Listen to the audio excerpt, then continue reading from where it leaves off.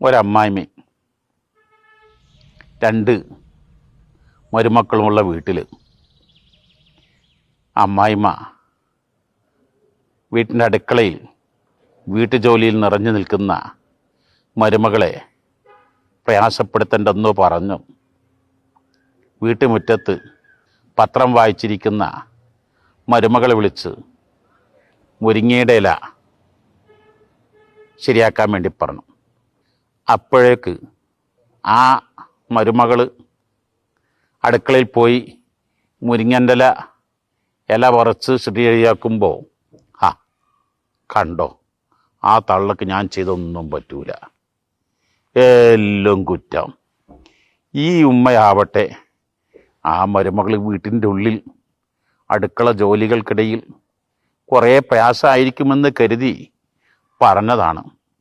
പല കുടുംബ കലഹങ്ങളുടെയും ഉള്ളിൻ്റെ ഉള്ളിലേക്ക് ഇറങ്ങിച്ചെന്നാൽ ചെറിയ തെറ്റിദ്ധാരണകളായിരിക്കും. ഒരു തുള്ളി വെള്ളം മതി വെഴുതി വീഴാൻ.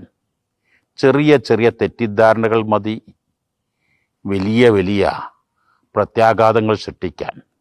ഇവിടെയാണ് ആരും ആരെക്കുറിച്ചും തെറ്റിദ്ധരിക്കാതിരിക്കുക.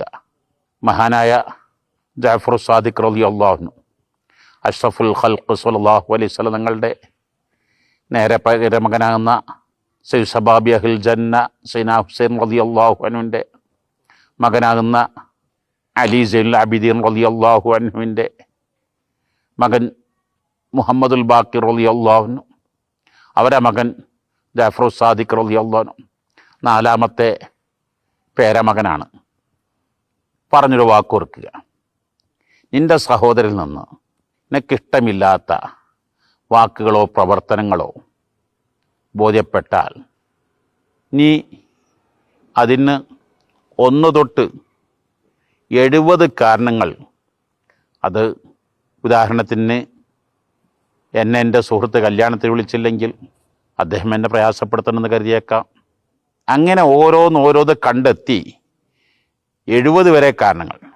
ഇനി ഒരൊറ്റ കാരണം എങ്ങനെ ആലോചിച്ച് കിട്ടുന്നില്ലെങ്കിൽ ഫക്കുല്ലാഹുലിദിരില്ലാരിഫ്, ഞാൻ അറിയാത്ത എന്തെങ്കിലും ഒരു കാരണം ഉണ്ടാകും എന്ന് കരുതി ഒരിക്കലും തെറ്റിദ്ധരിക്കാതിരിക്കുക, നല്ലത് മാത്രം ധരിക്കുക.